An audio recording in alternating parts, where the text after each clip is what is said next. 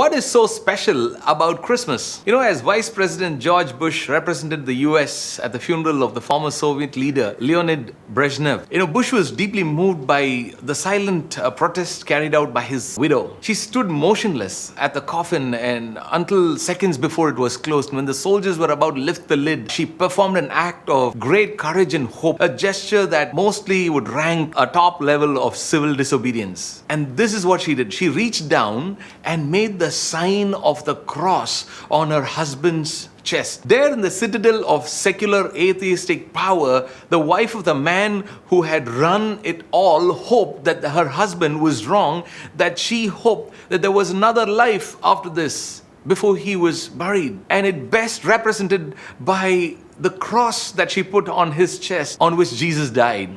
And that is the same Jesus who was born 2,000 years ago. And she expected that he will have mercy on her husband. You know what? The greatest hope for mankind is the resurrection of the dead. Jesus himself was born to die on the cross, and he rose from the dead for the sins of all mankind.